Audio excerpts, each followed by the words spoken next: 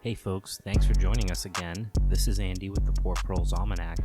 You can find us on Spotify, iTunes, and wherever you get your podcasts. And you can find us on Patreon if you'd like to help us cover the cost of hosting the podcast.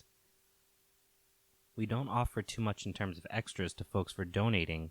That seems to go against our mentality. Knowledge is for everyone. And if we get more than we need, we'll be donating it to good causes and keep y'all in the loop. While we do enjoy making this content, there's about 20 hours worth of work that goes into each episode, so any support we can get to offset our actual costs, we fully and wholeheartedly appreciate. Additionally, if you are using iTunes, please give us a review so more folks can find the podcast and hopefully join us on our journey. Lastly, we're on Instagram and Facebook if you want to follow us over there. If this is your first episode, we highly recommend going back to the first episode and catching up, since each episode springboards from the previous content. That said, we're taking a pivot in direction due to the upcoming election, and we're starting to think more about collapse sooner than later.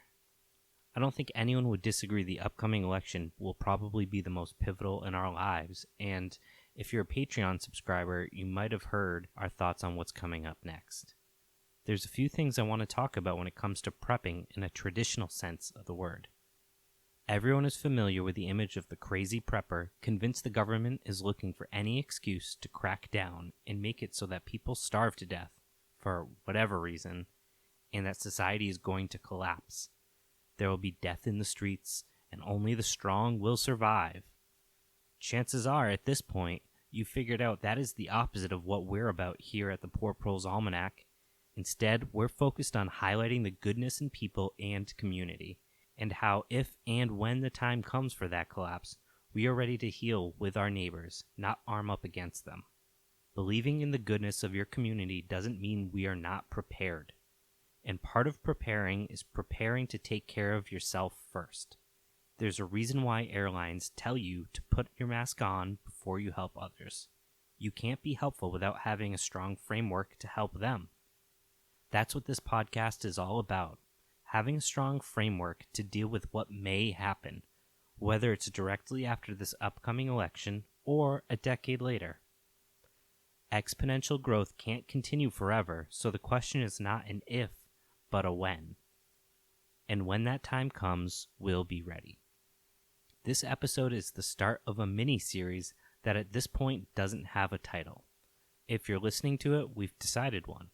Currently, the main focus of the podcast is around using nature to rebuild more sustainable societies, and we've started a mini-series focused on the other aspects of societies: urban spaces, self-defense, mutual aid, defining work, among other subjects that will be covered in it. This episode is the start of yet another mini-series focused on functional skills. While this episode is focused on basic prepping, we will do more advanced preps, bug-out bags, emergency first aid, and wilderness survival, as well as much more.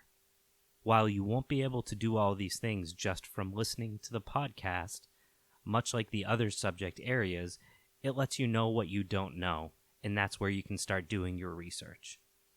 By building out these various mini-series, we can keep some flow to the show, and if you have specific interests or areas you feel stronger in, you'll be able to jump around to follow the content you feel like listening to at the time.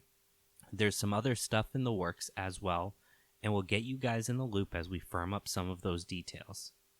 Which brings me to a really important, albeit obvious, point. Prepping is hard. Not just because there's no classes for it, and you're really preparing for something you don't know exactly what it will be, but because it's all-encompassing. Everything from electricity to food and water to self-defense and medicine. It's all in there. It's overwhelming. You always see these folks that get overwhelmed with society and they say, I'm going to go live off the grid and I'm going to be self-sustainable. And at the end of the day, as a species, we're not made to do that. Nobody can do everything. But the challenge now is that we don't know what we're going to have to do when that time comes. So, what do? My first suggestion is to start small. So we're going to start small here. My goal is to cover the major areas, talk about how to plan what you want to do and are capable of doing, and give you a framework to build from. Further, we're going to cover a $150 prep so that you have food, water, and all of the things you need in your house for up to 30 days. It's very, very easy to prep and only spend $100 or so and be in a better place than 99% of people. And it's just as easy to think if you haven't spent thousands of dollars, you're ill prepared. So let's start talking about food, or more specifically, food storage. Now, I had initially wanted to work our way through content from global warming down to food systems, creating closed-loop food systems in local ways through individual homestead methods for short-term survival, and ultimately agrohood models to create sustainable suburbs and to support megacities which, frankly, are so ill-equipped for supply chain disruptions, it's absolutely frightening. But we're going to put that on hold for a minute and talk about storing food. There's an absolute, and I cannot stress this enough, shitload of garbage when it comes to food storage for preppers. I mean, I don't think it's absolutely useless, but the information given is not useful to me because it works in a gray area. And let's be honest, when we're talking about something like having enough food, there's not a lot of gray area. Either you have enough or you don't. And I get that might seem weird to you. How can you know? I'm not saying you can, but generally, most of my thought process works backwards. I start with where I want to be and work my way back using concrete data to figure out how I get there. Further, I don't eat a lot of canned or dried foods, and there are probably 0 dried foods I eat on a weekly basis. We have gardens and trees and a large freezer, so there's really no need for us to consume lesser quality version of the products we enjoy. So when I hear a lot of preppers talking about rotating cans in and out, that doesn't work for me. The idea behind rotating cans is that you store the most recent purchases in the back of your rows of, say, black beans, so you're always eating the oldest can. But if you're not eating any of it, then it doesn't rotate. There's a large assumption in the prepper community about canned goods that you're already consuming them in a decent quantity, and if you're not, you're looking at an extra large expense. So that brings me back to my whole point, that I think a lot of the advice on prepping can be difficult to translate for folks. It can be overwhelming. If you go on YouTube and try to watch videos about prepping, there are constantly these list videos that say 10 things you need to prep, 10 things that'll keep your family safe, all these different lists, and 90% of them line up, so you'd think that means they're all good. However, a lot of it isn't really helpful. Telling me the best shotgun to have if I've never shot a gun doesn't do me any good. Further, you don't want to be that guy who buys 3 cases of canned corn, beans, and whatever else you think you might eat when you're at the grocery store. Additionally, if you're not used to eating processed canned food like myself, the idea of trying to make that a staple of your pantry seems vomit-inducing. Every time I walk down the aisle and see canned asparagus, I get a tickle in the back of my throat. First off, we should cover what kind of goods you want to be storing. Again, let's reverse plan this. You have a matrix of things that you need a lot of, things that are hard to get, and things that are expensive. Navigating this can be tricky. For example, ammo is important to a lot of people, not just for self-defense or hunting, but as a tradable good that doesn't really go bad as long as you don't totally screw up storing it. If you're looking to pick up some, say, .308 ammo, for example, around these parts they're about $1 a round, so a few boxes add up pretty quickly. A 500 round case of .22 long range, however, should keep you in good shape for a year, even if you're shooting fairly often, and might run you $25 and only fill up half a square foot of shelf space. Water, on the other hand, is pretty cheap and can be easy to get. Stores don't usually sell out of water unless there's a major event, at which point it's not a great time to be buying stuff. Further, we have sinks. Not saying don't store water, but think about your access to it. Do you need a well to access that water? And if so, how reliable is the electrical system that powers that pump?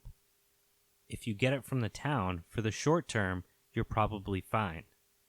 If you've been listening to the show for a while, you probably noticed in the first couple episodes, as I did those fiction pieces, one of the things I brought up was the quality of water going down, but still accessible. That's probably more realistic, and we're going to do an episode on what systems will fail first if there ever were to be a collapse. Additionally, pay attention to your day. When you wake up, is the heat on? Do you always have the AC on? Where's that power coming from? Do you have solar panels? Your breakfast, what do you eat? How do you cook it? Does it require refrigeration? Your goal isn't to be prepared to replace these things so that your life doesn't change should either a storm roll through or martial law gets enacted and the grid starts to fail, but rather to start being more aware of the decisions you make in your everyday life that you need to account for or adjust. Everyone has lost power at some point, but the goal of prepping is for when a couple of hours turn into weeks or maybe months that you're prepared. And a key component of prepping, from a leftist perspective, is the role of community. But you can't help others until you help yourself first, and that's why we're doing this. In terms of food, there are generally 9 types of traditional food storage: canning, drying, freezing, confits, fermenting, pickling, curing, sugaring, and cold storing foods. There are newer methods like vacuum sealing, which is fine, but I don't really find it helpful to rely on odd technologies when it comes to food. Additionally, each of these types of storage techniques deserve their own episode, and we'll probably get there at some point, but assuming you're just looking to purchase, the only recommendation I can make is to try eating these types of stored foods if you haven't before. I tend to lean towards drying, sugaring, like jellies, curing, and cold storing because they don't rely on those industrial-based resources if I have to add to my resources. Plus, who doesn't like jam? So let's talk about this idea of reverse planning, and then I want to bring up some framework to understand what we're prepping for. When we plan to make, say, beans and rice, how much rice goes into it? How many calories are in it? How much protein? And how much water goes into cooking and cleaning that food? We have to start here if we want to appropriately plan and store a useful amount of food. The general rule for water, for example, is 1 gallon a day. Does that include washing your hands, cooking, cleaning your dishes and cookware? So it doesn't do you any good if you have a case of black beans and no water to rinse them, and you've run out of rice, right? You can technically eat it. By the 8th can, you'll probably want to die anyway. While this might seem like common sense, you usually won't hear this advice too often in prepper groups. You'll get folks that will bring up these issues, but because most people have never actually had to live through this experience, some of those subtle issues that come up from poor planning are never actually experienced. So what should you do? Try buying some various canned goods after doing some reading and try making a few dishes. Pay attention to how much of each ingredient you use and how much it takes to make roughly 600 calories a meal and about 15 grams of protein, or whatever caloric content you're focused on. How much water did you use to clean and cook? Check the protein content. Chances are, in a survival situation, other nutrients aren't a main priority, but protein deficiency will become more of a problem. When you're short on protein, you are hungrier and you will go through your food stash more quickly. Calculate everything out for the recipe and then try making like 5 or so other recipes to mix things up. Once you've got a few recipe options, write them down and write down how much of a can you use for each recipe, as well as the amount of water to clean your canned goods or to rehydrate food or to clean your cookware. Keep all of this data with your stored goods, as well as a simple chart for you to track how many of each food you have and what that expiration date is.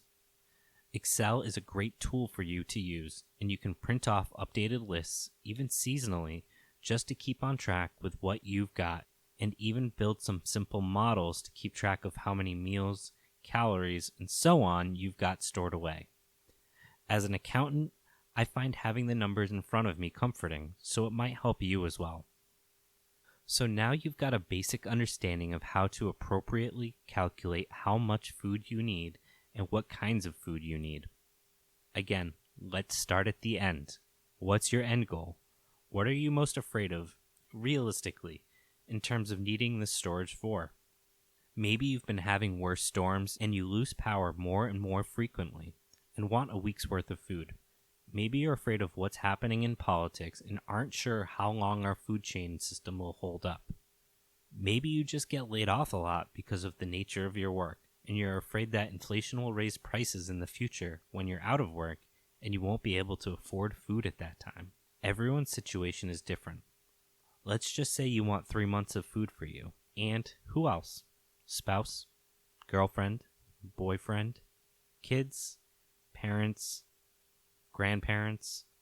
If there's 6 of you, for example, 3 months of food is 1,620 meals.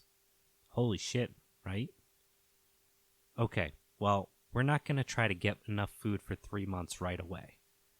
We'll try to focus on a few days, maybe a week. Work your way up. But if you have a hard goal, say 3 months, check out how many cans of corn, bags of rice, whatever it might be, that will get you there. Take a look at your storage space. Is that realistic to store that amount? Here in New England, everyone has basements, and you can dedicate a couple hundred square feet to shelves if you want. That's not the case for everywhere. If there's no possible way to store, that doesn't mean don't start, but you might want to start thinking about a couple of other options in the future. The meal ready to eat, commonly known as the MRE, is a self-contained individual field ration in lightweight packaging bought by the United States Department of Defense for its service members for use in combat or other field conditions where organized food facilities are not available. You can buy a 5-gallon bucket with 100 days meals if you want. They're not cheap, averaging around $7 per meal, and even more when folks are worried about the future, like now. Writing this episode in August of 2020, the current price for an MRE on Amazon is running around $8.50. Never mind gold as an indicator of economic security, MREs are probably a better measure. The perks of MREs are that they are usually high protein, high calorie, last longer than canned goods, often well over a decade, although you can find videos of people eating foods that are over 100 years old on YouTube, and you usually can buy it and store it. Nothing else needs to be done. Canned goods usually have a shelf life of a few years, whereas home-jarred, sugared, and jellied foods will last up to a year, depending on what the food is and where the food is stored. Dehydrated and smoked meats and fish, as well as confits, are good for months. Dried beans, the outlier, can last decades in the right conditions. The common theme here, as you might have noticed by now, is that storage for goods is based on the right conditions. However, those conditions are not the same across the board, which can make storage a challenge. The general rule is that we want to keep foods in stasis. Dried foods need to stay dry as possible, while foods whose moisture is still trapped inside need to keep that moisture trapped inside as long as possible, without too much external moisture. Canned foods should be stored with dried foods because you don't want your tin can to start to rust, and you want to store your ammo in the same conditions. In an ideal world, you'd have room for, or already have, a root cellar. All a root cellar is, really, is an extremely cool, moist room. Depending on what you're storing, you might require some airflow. I'm not going to do much more of a dive into root cellars right now, since this has been a personal pet project of mine for research, and it's a much more complex subject area than I can cover in a few paragraphs, but I want to cover some of these basics and dedicate a whole episode to root cellars in the future. The release of ethylene is the key to identifying whether or not your root cellar needs airflow, because ethylene is the reason why you store unripe foods with your bananas. It's a chemical that certain fruits and vegetables give off that accelerate the ripening process. Tomatoes, apples, oranges, and pears are the largest contributors of ethylene in your root cellar and will cause everything to rot quickly if not ventilated properly. If you don't have the time, space, or money for whatever you might use for your root cellar, then stay away from storing these particular foods. The general goal, as I said, is to keep foods as cool as possible for the most part. And again, if it is a dry food, keep it dry, and moist foods want to be kept moist. Now, a root cellar can be as simple or as complicated as you want it. It doesn't have to be a literal cellar. It can be an old storage tote or garbage can buried in the ground with the lid exposed. You can use wood crates with dirt and keep your root vegetables in it so they don't dry out and go bad. Like I said, the whole root cellar concept is complex, and I really want to spend the time to unpack the subject and how it can interplay with community building and how accessible it can be based on various levels of both space and time investment. When we talk about water storage, most folks know it makes sense, but it seems silly to store water because you need so much of it and it's so cheap. The rule of thumb, like I said, is a gallon a day per person. Keep in mind, even if you aren't drinking a gallon a day, you want water to wash your hands, your skin, your foods, and so on and so on. Your first thought might be to buy an extra 1-gallon jug every time you're at the store. And I'm not going to say outright that it's a bad idea, because it's better than no plan at all.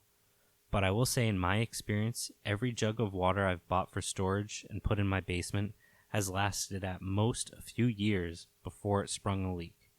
That might be due to the conditions in my basement. But if that's where you're going to store your water long term, then that's just not going to cut it. There are larger containers you can buy online that are made of heavy-duty plastics, like the jugs you see on the backs of Jeeps and any generic off-roading picture you see on the internet. You can get from 1 gallon up to 25 gallon, as well as various IBC-type tote containers that people usually use on farms that can hold around 275 gallons of water. But that's probably not going in your basement. The smaller containers usually run around $2 a gallon, so a 25-gallon container will run you about $50 and will give you water for about a month. Again, if we're thinking about that 3-month storage for 6 people, you'd need 540 gallons, and that's a lot of water. That said, the larger IBC totes run around 80 cents per gallon, so they are much more cost-effective than buying 5-gallon water totes at a time. If the area you live has fairly frequent rain, or if you live somewhere near mostly clean fresh water, a couple packs of Life Straws or iodine tablets might be a better option for you. If you have spent time hiking, you're probably familiar with both of these products. Most recently, Life Straws. They're about the size of a half-liter water bottle and are literally a straw with a filter attached that you can stick into any water and drink. For folks in temperate climates, this is all you need to filter up to 100,000 gallons of water, or so they say. Since I only go hiking and kayaking about 20 times a year, and only rarely long enough where I might need to use this, I should only need to buy one for the rest of my life at around $20. If you're in warmer climates, and I don't mean like Washington, D.C., but tropical climates, this might be a challenge because it does not filter out viruses. Further, it doesn't filter out heavy metals, so try to be aware of the health of local water sources. Here in the United States, for the most part, that really shouldn't be a problem. At the end of the day, it takes up a fraction of the space of gallons and gallons of water, and is cheaper too. We have 4 stored away, enough for our whole family to have enough water, theoretically, indefinitely, without taking up too much space, and only $80. Additionally, iodine tablets are another traditional way of making water drinkable. Most setups require using 2 steps of tablets and then waiting for the chemicals to do their thing for a half hour, which is an extra step, but a medicine bottle worth of tablets will get you through 100 or so gallons of water at about $1 a gallon. The last comment I want to make about water. It might sound like a good idea to set up a water catchment system from your roof, which is a great idea, but not for drinking water. Use that water for your garden, but not for drinking water. The chemicals used in almost all roofing materials are extremely dangerous in consumption, and most filtration systems will not adequately clean that water. Okay, so we have covered food and water, which is super important, obviously, in terms of prepping. We also talked a bit about ammo. Cool. Hopefully, in a worst case scenario, you've got food, water, the ability to defend yourself, and the ability to gift. As leftists, we aren't actually interested in trading, but mutual aid. The flip side to food and water to keep you healthy, we need to talk about the opposite end of that, sanitation. There's plenty that can be said about the great toilet paper run of 2020, but TP isn't the only piece of sanitation we need to consider. Besides, use leaves. When we hear people talk about societal collapse, we imagine a world without rules, a world where basic access to things becomes limited, but we don't think about how dangerous many common ailments we have can become deadly. If our sanitation systems are no longer functioning, we have to start thinking about how to keep our food and living spaces clean so we don't go the way of the Oregon Trail and die of dysentery or typhoid fever. We could span a whole miniseries on sanitation, and I'm probably not qualified to go into intensive detail on that subject, but what we want to do as totally normal people that are not preparing for Mad Max is to maintain a basic supply of soap, 1 bar per week per person, and to have a dedicated poop shovel. Sorry, if there's no running water, you're gonna want a poop shovel. It's important to store goods that are not perishable but necessary. Things like floss, toothbrushes, and other cleaning products that keep us from allowing dangerous diseases to take hold. And this brings me to medical supplies and first aid. Hopefully, you are familiar with first aid kits. I hope you have at least a couple in your house. You can build one yourself if you'd like, but the money savings isn't worth it for a basic kit. Now, keep in mind, 99% of first aid kits on the market are not designed for situations where you also need to see an actual medical professional. They're for minor cuts, scrapes, and so on. Further, don't buy equipment just because people say you should have it. Equipment without knowledge is wasted money or worse. Not too long ago, a clip was floating around from the Portland protests where a man had gotten some shrapnel in his leg. It was a scrape, a deep scrape, but a scrape. He probably needed stitches, but it wasn't life or death. As someone who has fallen doing stupid things more than a few times in my life in the woods and probably needed stitches more times than I've gotten them, it sucks, but with some basic common sense, it's not that big of a deal. This particular medic attempted to tourniquet the wound, which could have had dire consequences. Fortunately, he didn't actually have a tourniquet, and he wasn't good at making one, and it wasn't nearly tight enough, but could still have caused some damage if left without professional help. The medic did more damage than good. If he had had a cat tourniquet instead of a bandana, the guy probably would have lost his leg for literally no reason. Tools without education are weapons. So, what should you have on hand? Again, start where you're comfortable. I recommend something good for wound packing. There are multiple quick clot wound packing kits that run for about $25 and very possibly can be the difference between life or death in serious injuries. Outside of wound packing, the most valuable thing for your medical prep is knowledge. There are some really great resources out there for basic first aid, and I recommend taking an emergency first aid training course. Further, if you go online, there's lots of those free classes like Coursera and some others that are out there, and some of them will give you a 7-day free trial if they're not free, and they always offer things like EMT, emergency preparedness, things like that. Those are really great classes to take, and it's a good way to at least get some basic knowledge. Additionally, with all the protests going on, Online emergency responder courses are popping up for free for folks that wanted to go and help protesters as medics.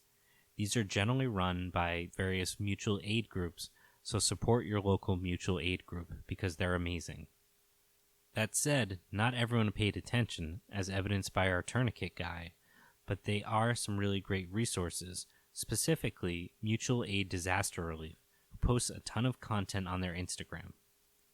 Lastly, if you take medication, it's important to store some of that away and cycle in that medication the way we had discussed with canned goods to keep them fresh and safe.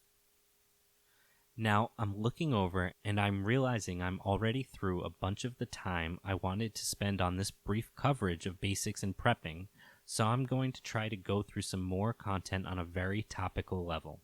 And then I want to give you an example of a basic cheap prep. So, let's talk about news and communication. For most folks, a radio with a solar panel built on top and a hand crank is all you need. There's a bunch of them online, and you can get them for between $20 and $30, and I highly recommend having one on hand. Usually, they'll also have a USB port to plug in a phone to charge. For those that are more interested in communications, ham radio is a great place to learn more, and it's an area I'm underskilled, so I will leave that to Elliot to discuss in a further episode. In a different direction, let's talk about bug-out bags for a quick second. Bug-out bags are the ultimate prepper symbol. A small bag packed with expensive, portable things to live off of for days at a time. While there is a place and a time for bug-out bags, I don't think they really merit a lot of discussion in terms of long-term preparedness, or at least in the way we're thinking about it. I have a hiking/fishing/bug-out bag that I keep in my garage. It has enough prepackaged food for a few days, some basic fishing equipment, a few rounds of different types of ammo, a life straw, iodine tablets, extra socks, a small solar charger, first aid stuff, a space blanket, a water bladder, matches, a headlamp, a multi-tool, a cup that I can put over a fire, paracord, duct tape, and some cash. The bag, even with my fishing gear in it, is maybe 3/4 full, and in an emergency situation, I can dump my fishing gear, which is most of the weight. The equipment, minus the fishing gear, which makes for a good starter bug-out bag, runs about $80 plus another $60 for the bag. And unlike a dedicated bug-out bag, I'm familiar with the equipment in the bag, know where it is quickly, and it doesn't feel like wasted money because I use it almost weekly for 9 months of the year. I also don't spend much time outdoors in the coldest parts of the winter because I hate the cold, so concerns about having heavy, bulky winter gear is not a concern, greatly lightening my pack. The question really comes down to is if you think bugging out is a feasible option for you. In my case, it really doesn't make any sense. I have 2 small kids. They're not about to be trekking miles through the woods to hide from, well, something, I guess, in this scenario. Further, we already live in a rural area, and while we live near the coast, not close enough to worry about massive storms. Your situation might be different. If you're in the city, a bug-out bag makes more sense. If you're active in leftist political circles and activism, a bug-out bag makes sense. Everyone's situation is different. My recommendation is to keep in mind your needs as you build it out, and we will do an episode later on digging deeper into this subject area. How can you provide food, water, heat or cooling, self-defense, tradable goods, and the tools you need to manipulate your environment to stay safe, healthy, and capable of getting where you need to go? That's the goal of your bag. And the flip side to that is having somewhere you are going. And again, know how to use the tools you're buying. Unfortunately, the society we live in has gotten people to think they can buy their way to security. And in reality, somebody with a few tools that they know very well is much better off than somebody with a bunch of expensive tools they don't know how to use. We can buy tons and tons of expensive, savvy, lightweight gear that can do everything we could ever imagine, but relying on that is not a long-term solution. Being able to use it and to accommodate when it doesn't work is imperative to being successful and surviving, whether you're in the city or the backcountry. Knowledge is far more useful than gear, and while it can be hard to justify spending money on training when you don't have goods, it's a better long-term investment, as long as you put what you've learned to use. For a lot of folks, myself especially, the idea of buying stuff you might need and may never use for something that might or might not happen, that has never happened in your life, seems super wasteful in the peak of capitalist decadence. I get it. When you're living paycheck to paycheck, doling out $100 on canned corn seems insane. Buying a $20 water filtration straw when you have a sink seems wasteful when you've got student loans coming out of your ass. Part of why I recommend using the equipment you buy is not just so you've experienced how to use it in those scenarios, but so that it doesn't feel like some futile exercise in spending money on stuff you never needed before. As I write this, Hurricane Laura is at the coast's doorstep, and I can only think of the millions of questions running through folks' heads as they try to find safe space to wait out the storm. If you're in zones like this, which with global warming will be most places, it's important to start thinking about routes, both traditional, like highways, and non-traditional, like biking paths, side roads, and so on, that allow you to maneuver in and out of high-risk regions. And really, we all should be spending more time outside and in the untamed parts of nature. Being part of nature and remembering our place within it makes us both healthier mentally and more comfortable in that space, should we need to be in an emergency situation. In all reality, if you're planning for a food shortage of 3 months, something really bad has happened. At which point, we should be planning with our neighbors how to defend our communities and build sustainable systems instead of relying on prepackaged goods.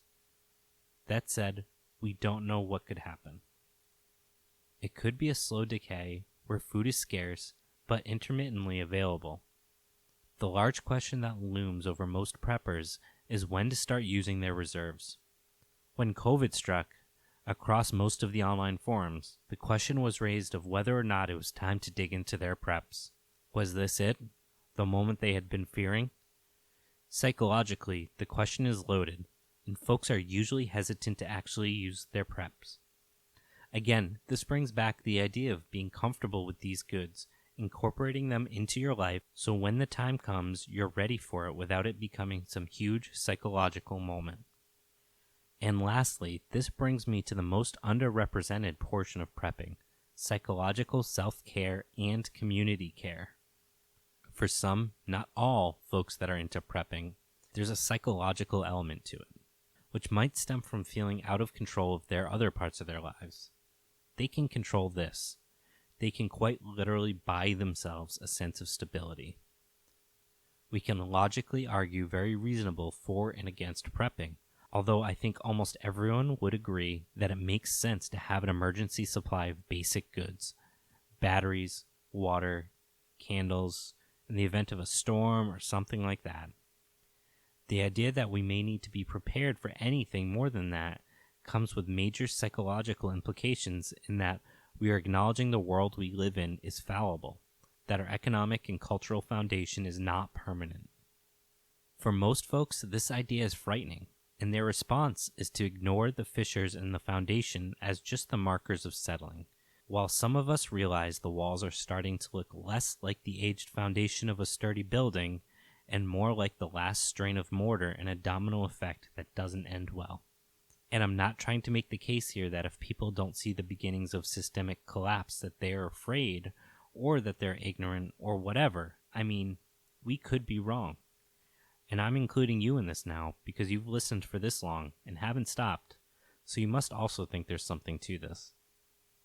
To see where our trajectory is headed is to be either nihilist or stupidly hopeful, or so obsessed with our importance that the idea that we should live to witness the downfall of the most powerful country on Earth's history is more likely than the system figuring itself out.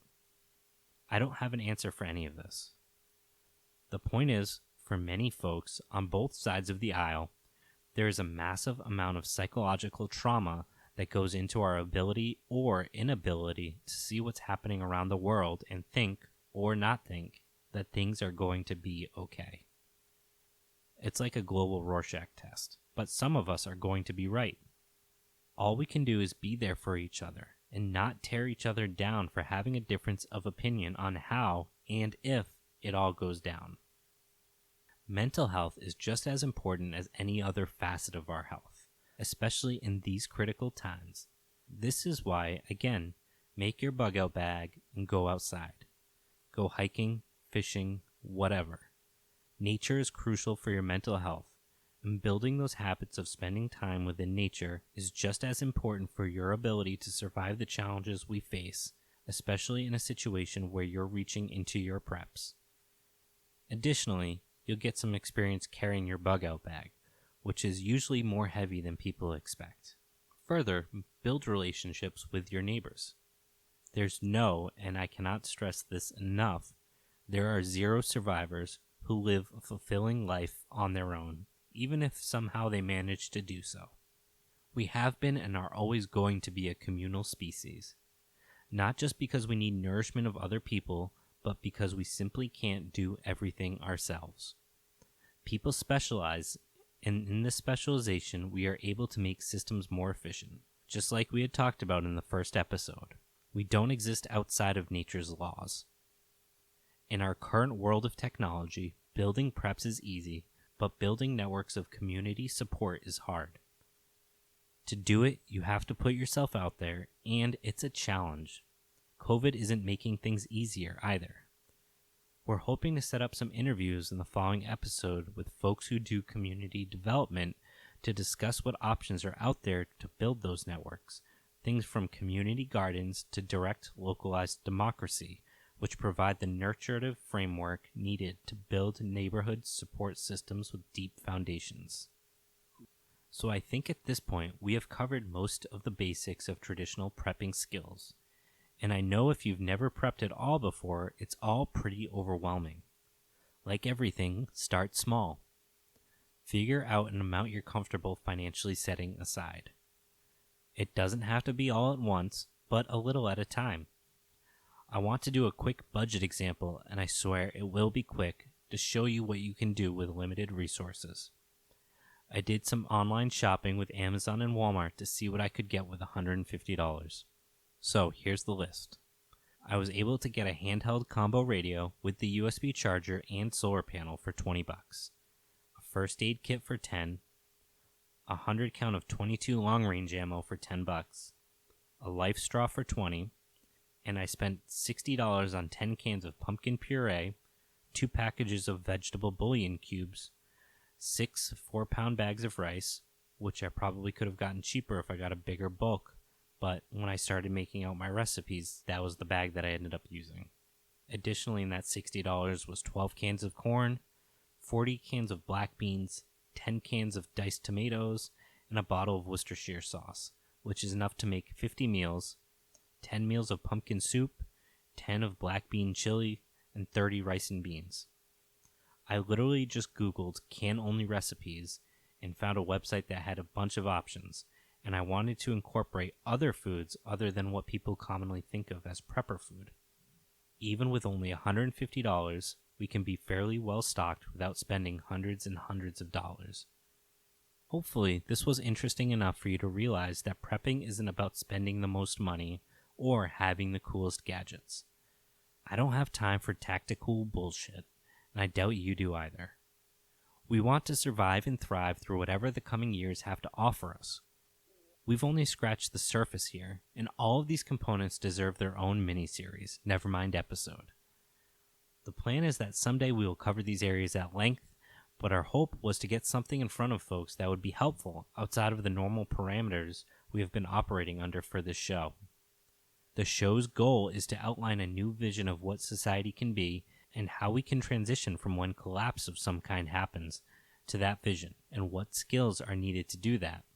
This episode, by contrast, is very much framed in the traditional prepper mindset, and by no means is what was discussed here exclusive or exhaustive in any way. This is barely scratching the surface. Watching what's unfolding across the country between climate change, protests, the election, the out in the open collaborating between white supremacists and police, COVID, food shortages, as well as the lack of materials for canned food to get back on the shelves, all points to a very unstable fall and winter. I worry that what we have experienced so far in 2020 has been the easy part of the year. I even fear that 2021 makes 2020 seem like an easy year. While we are interested in the future when some of this has waned, this episode is focused on the now. As always, we hope you enjoyed the episode, and we thank you for making it this far in our journey. This is Andy, and this is the Poor Proles Almanac.